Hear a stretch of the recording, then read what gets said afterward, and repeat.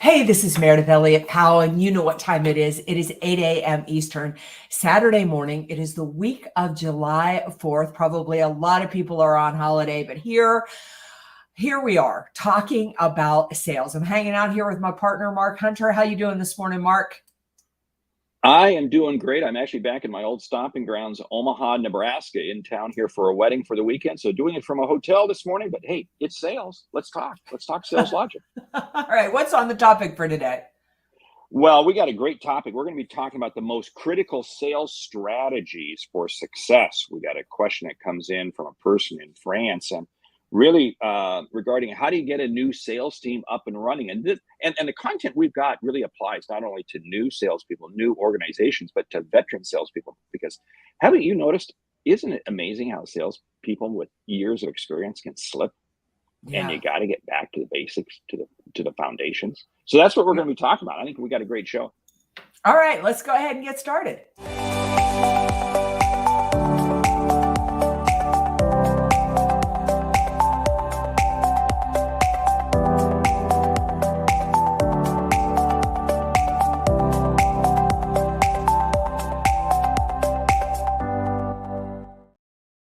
All right, it's 8 a.m. Eastern, Saturday morning, time for Sales Logic. Before Mark dives in and tells you what we've got on tap for today, I always like to start by letting everybody know how the show works. We invite you every week to be a part of Sales Logic. So if you have a question, something you want us to discuss right here on the show, please go to saleslogicpodcast.com. Just enter your question right there. Reach out to Mark or to me personally. We've got a hot topic. We discuss a book. And because we want you to leave with return on investment, we have a lightning round. So Mark, what is on tap for today? Okay, the topic is most critical sales strategies for success. Question comes to us from Leon in Paris. Writes, hey, I have a brand new sales team, brand new, and I have to start from scratch. They have amazing attitude, lots of energy and passion, but no real sales skills. What do I do? What a great question. Well, first of all, I love the fact that you hired for attitude, for passion. You've hired for all the things that you can't, that you cannot train. So I think you really do need to start at the basics. And I'm curious if you have a sales process, a behavioral process of the best strategy, the best roadmap of how to find your customer, how to get through the door, what the conversation needs to look like, and how to move the relationship along to get it to close. I think more than anything, the people that are working for you need to know what to do on a behavioral basis. You know, that's so true. And when you build out this whole process, this whole system, don't overcomplicate it. There's such a tendency to overcomplicate things. You and I are both in very close alignment on this. Sales does not have to be complicated. It's about taking the time to understand the customer. So please, when you begin to build this out, keep it simple. But here's something that I firmly believe. Until the salesperson can control themselves, they have little ability to impact the customer. Now, I didn't say control the customer. I said impact the customer. And this is so key because if I myself am not in control of how I handle myself and how I present myself, etc., why in the world would anybody else want to believe in what I have to say? I don't know. Thoughts on that? Yeah, I mean, I think that's really important. I think what you're talking about is the fact that these salespeople, because they're brand new, they're going to walk out there with a little bit of lack of confidence. And that lack of confidence is going to come across to the customer. So you've got to work on that.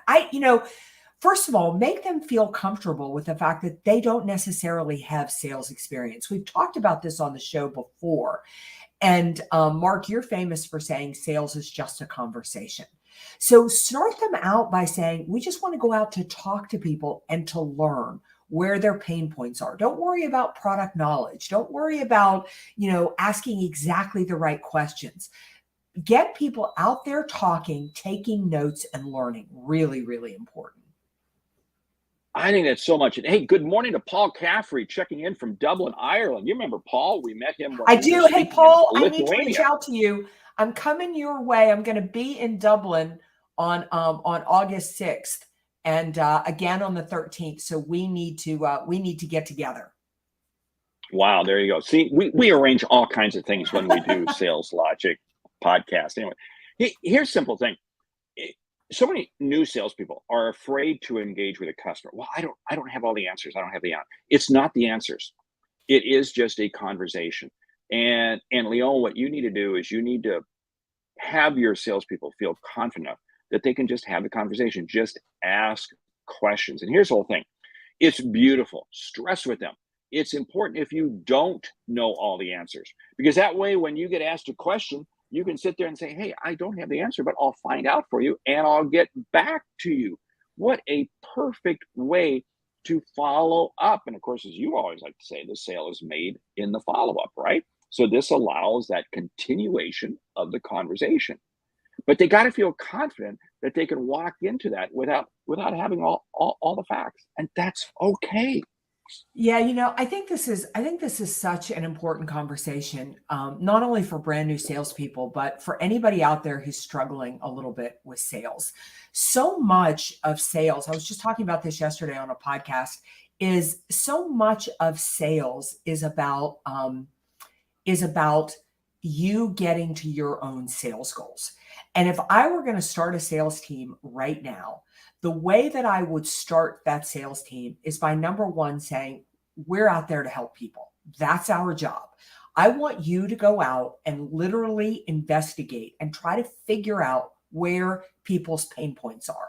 Then see how our products or services could help solve their pain points. Here's one of the challenges is people who don't want to be in sales want to help people. But we define helping people by, Mark, I'll do anything you ask me to do. That's not helping people. Helping people is me figuring out where Mark's pain points are and then coming up with ideas to help him solve those pain points. So it's, I feel like sales got derailed because it's uncomfortable for people, because every time a salesperson goes into a call, they're thinking, I got to get this deal to close. I got to get this deal to close. Let that go. I'm out there having a conversation with people, trying to figure out where their pain points are. And then my head is going to go crazy with all the different ideas I have to help them gain the solutions they need. You struck a chord there when you said, the tendency for salespeople is to help people, and customers say they want something, and I'm going to help them do that. And that's what new salespeople do. And then we help them in all the ways that we really should not be, because it's our job to really uncover the right solution. This is a little bit of a role that you got to kind of put yourself back into as a parent. Your kids will come to you and say, oh, they want this and this and this and this. And well, if you were in sales, then you give them everything. But no, as a parent, there's certain things that they should have and certain things that they should not have. And this plays in well with Dave Sanderson's comment about, teaching the sales culture, because it is so important for the salesperson to feel confident that if they don't address this or they go down this path, that's okay. This is the path they're to go down, or this is the path they're not to go down. You and I both work with a lot of companies that are in complex sales, and it's very easy for customers to kind of derail a salesperson into something that's going to take them away from the ability to really provide them with that complex solution that they need. So you got to understand, what is that culture. And here's something, I'm going to share this with Leon, I'm going to share this with every sales leader out there. If you don't know the personal and professional goals of each salesperson who works for you, you're doing them a disservice. Because, just as our job is to help our customers, well, guess what? We as sales leaders, our customers include our salespeople. So we need to understand their professional and personal goals. Why? So we can help them achieve them. Yeah. Jasbir says, sales logic, what are the fundamentals to make it happen? So we heard Dave Sanderson talk about the fact that it's not a sales process, it's a buying process. I'm going to go one level deeper than that. I think it's a behavioral process. I think one of the most important words, one of the sexiest words in sales is consistency. You don't close a lot of deals because you get a lucky break or you get through the right door. Yeah, sometimes you do, but that happened because you were consistent. So I think consistency is so underrated. If you want to be healthy, you don't go to the gym one time and build muscles. You don't eat right on Sunday and eat like crap the rest of the week and be healthy. You have to do things day in and day out.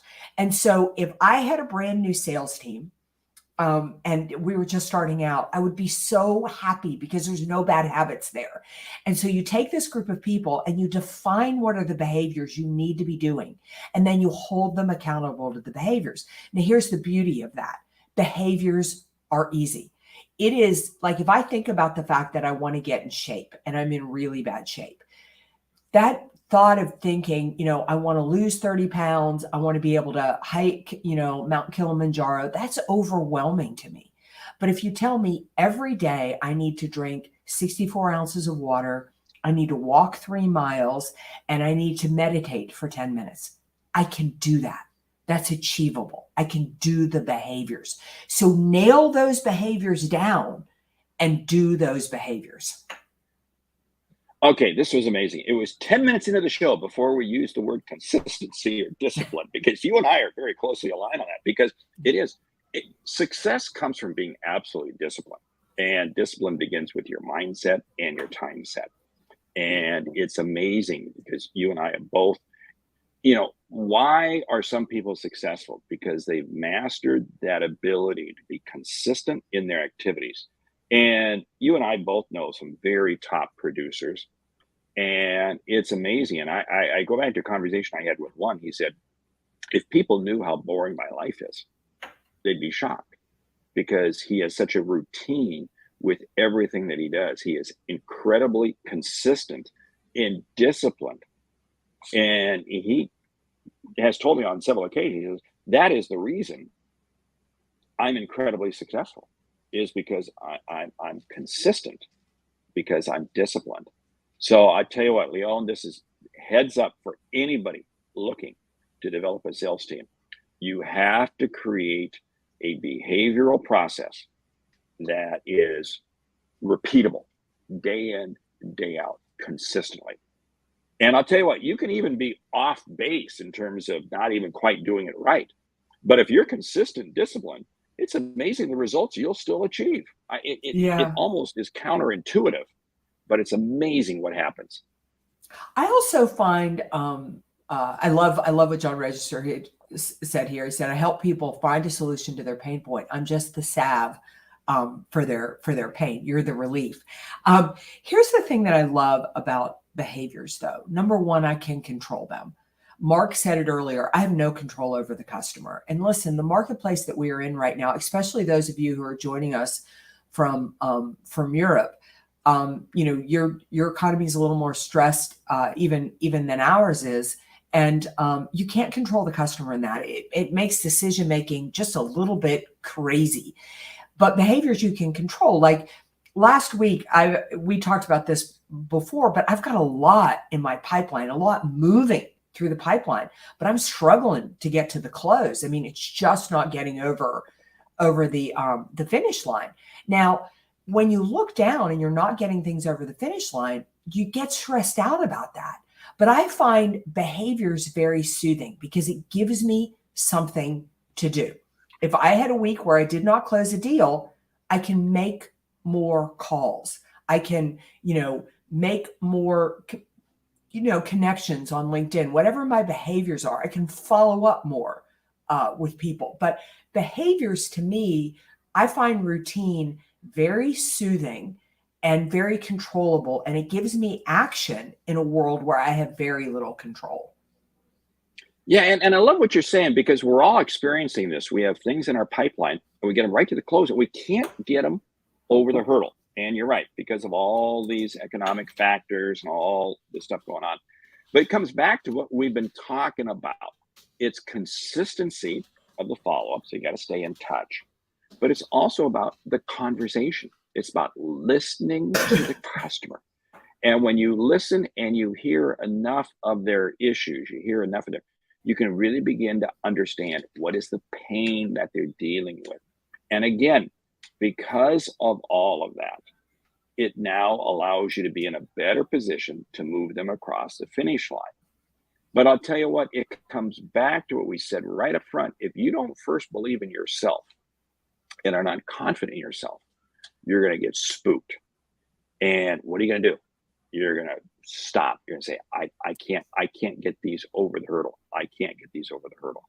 And that's the absolute worst attitude. You have to remember this. Our job is to help customers see and achieve what they didn't think was possible. And they're right there on the cusp of buying, but they're not buying. Okay, it's our job to help them see and achieve. How do we do that? By focusing in on their very specific pain or need. We got a great, comments are just flowing in right and left here. It's amazing. Yeah.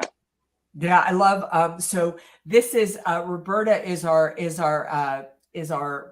therapist here this morning. She literally is one. So this is really good information. Routine grounds your central nervous system and calms the vagus nerve. So see, there is medical proof back up here. I love what Bryn, our social media guru, this is so key. Consistency is key. However, sales professionals shouldn't confuse it with strict templates and scripts. We have to personalize each interaction. Such a great point, Bryn. You know, it is, we all get those messages where it just feels like people are just spamming things out. So it is the consistency of the behavior, the amount of networking I'm going to do, the amount of sales calls, the amount of sales follow-up calls, the amount of proposals I'm going to write, those types of things. But you are so right. Every piece of that has to be personalized. I can't call on Mark the same way that I call on you, the same way that I call on Roberta. There's got to be some level of personalization into all of that. And that goes back to this whole, it's only a conversation. It's getting, this is why I always say, unless you're the weird uncle or the crazy aunt, let your personality come through. Let your personality come through and connect.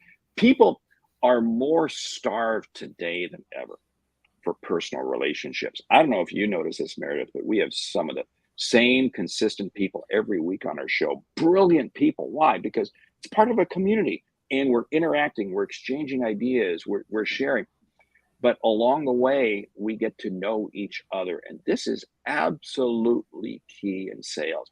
I love Bryn's comment. She uses the word consistency. I love Roberta's comment. That is so key. And if you stop and think about this, it is that absolute routine. Dave Sanderson is on the show this morning. He's chiming in with some comments. And let me tell you something. There's a person who is absolutely regimented. He's in the water every morning swimming at a very specific time. And what does that do? It sets his whole day up right.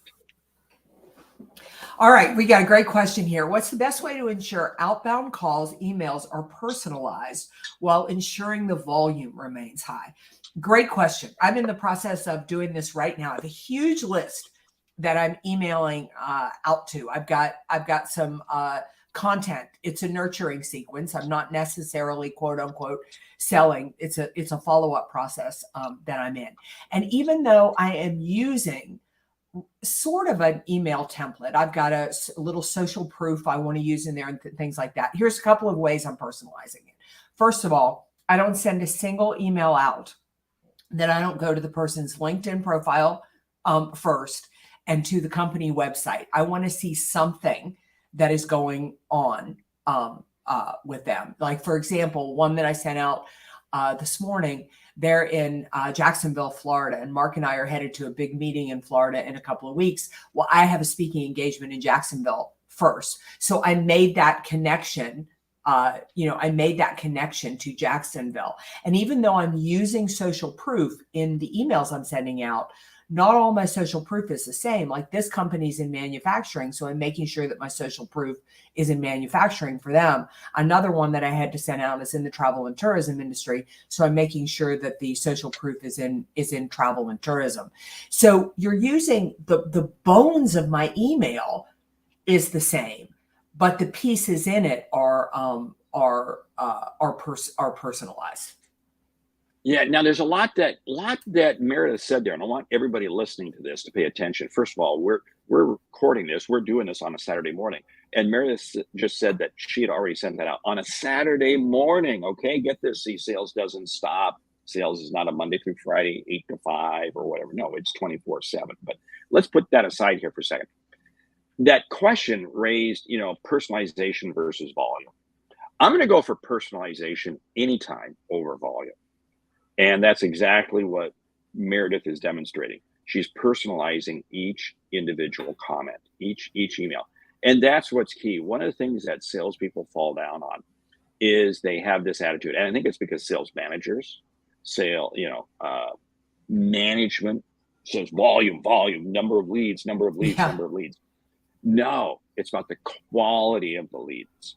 You see, we have to make sure that when we're building out a sales process, comes back to Leon's question. We're understanding what are the right metrics. Just because it's easy to measure doesn't mean it should be measured. Okay, I'm going on into a tangent here, but it's about the quality of the contact. So I really do believe in this era, you have to personalize everything. Absolutely. Absolutely. Man. John registered. Oh, go ahead. Yeah. No, it's okay. You were going to share John. I was going to share John's comment. Go ahead. Okay. He's talking about the fact that we get too caught up in the comparison analysis. He says he is an accountability partner who, without knowing, helps me stay more focused and consistent. He's actually talking about me. John and I email every day on LinkedIn all that we get done, and I tell you, it is we email basically our behaviors back and forth on a daily basis, just talking about talking about what we do. Mark, we've got another great question here. What is the best way to convert non-satisfied customers to a top customer? You just got to have a conversation with them. You start by having a conversation. Hey, what's happening? I'm working with a company right now where there have been some interactions, some customer experiences that didn't go right. And salespeople are going back in and saying, hey, what happened? Just have the conversation, because here's the whole thing. If you don't have the conversation with them, the customer's going to have the conversation with somebody else. Wouldn't you rather have it with you? That way you can correct the problem. That's how you take a non-satisfied customer and make them a top customer. But here's the other thing. Don't bend over. I mean, you got to go to the wall to make it happen. But there are also some customers that will never fit. And you know what? You just have to say, it's okay. I'm walking away from them. Yeah, I mean, I think that's probably where you really need to start, says John, and I hope I pronounced your name correctly, is before you convert a non-satisfied customer to a top customer, make sure they're a customer you can satisfy. That's really, really important. Far too often, I would venture to say, I know I feel this way, and Mark's probably pretty close to me. A happy customer begins at the top of the funnel. Did you choose the right customer? You heard me talking last week. If you sell expensive wine or expensive clothing or, things like that, I am not your customer. I pinch a dollar like nobody you have ever seen. So you could try all day. You're never going to convince me that a pair of shoes is worth $800. Now, there are people out there that believe that and will pay that and want that. You have to choose right. So now, if it is a top customer that you screwed up with, if you have built that relationship and built that connection, you listen, and make it right, people will forgive you like you can't believe. So do that. Wow, Mark, we are burning time. We are burning time. It's almost over. I know. Hey, we got a great book. Let's jump into the book. The book is How to Win Friends and Influence People by Dale Carnegie. If this is not on your bookshelf, it needs to be. If you're not reading it yearly, you need to. I was going to say the same thing. You need to. I love this book because it was written in the 1930s and it is still the most relevant book today. How to Win Friends and Influence People. And if I had a brand new sales team, this is the book I would be telling them to read. Yeah, and hey, I'll tell you what, we got to jump into our list here of top 10 things. But before we do that, Sales Logic Mastermind is just around the corner. We were talking about this before we went live with the show, but I'll tell you what, you're going to want to get signed up for it as soon as we go live with it here in the next week or two. And because it's going to be good. You're going to get, wow, it's amazing. But anyway, hey, top 10 ways to train your sales team. Go. Number one, get really clear on your ideal customer profile. Point them at the right target. 2, make them feel confident. How? By encouraging them, by lifting them up, understanding their personal and professional goals. Yeah, spend time really coaching them. Do it live, going one-on-one coaching with them on calls, and then spending time really debriefing things and helping them gain the skills and things that they need. Set goals that they can achieve. Momentum creates momentum. Set goals that are low enough that they can achieve and walk them into the higher numbers as they move through their skill building period. Focus on behaviors. Really lay out the behavioral path and keep them consistent on going on those behaviors. You yourself as a sales manager have to be exhibiting the same traits and behaviors that you want your people to be doing. If you're not walking the talk, it ain't going to resonate. Yeah, I would say that spend time on a weekly basis doing a sales huddle and talking about what's working for the sales team, what isn't working for the sales team, and have everybody bring examples of where they had a win and where they had a loss, and break those apart, analyze them so that everybody can be consistently learning on how to improve and consistently learning on how to turn a failure into an opportunity. I love it. I'll share one more, you share one more, and we'll close it down. Keep it simple. Don't overcomplicate things. Keep it focused on the individual having a conversation with the customer. Yeah, number one, focus on progress. It doesn't have to be a big win. Help them understand the progress that they're making and feel confident in that. Outstanding. Hey, with that, we want to say thank you for listening to Sales Logic this week. If something we've said has earned you a single dollar, hey, consider telling a friend. Why? Because it's how we grow and we help you grow. And hey, by the way, we need reviews. Take a moment, leave a review out there on your favorite podcast app, because of course you're subscribing to it. And please share it with other friends. Why? We want to help you grow when we grow. I'm Mark Hunter. And I'm Meridith Elliott Powell. Remember, when you sell with confidence and integrity, all of this uncertainty suddenly becomes your competitive advantage. And the sale becomes logical. If you only knew what was going on in the background right now. All right. Hey, Hugh, I'm so glad that you jumped in here. Everybody mark your calendars. Plan to join us for the Sales Logic Mastermind kicking off in August. We'll be giving you more information about that. Have an amazing sales week. I know it is 4th of July for us here in the U.S., but doesn't matter. Still reach out and call on your customers. We'll see you right back here next week, 8 a.m. Eastern, for another episode of Sales Logic.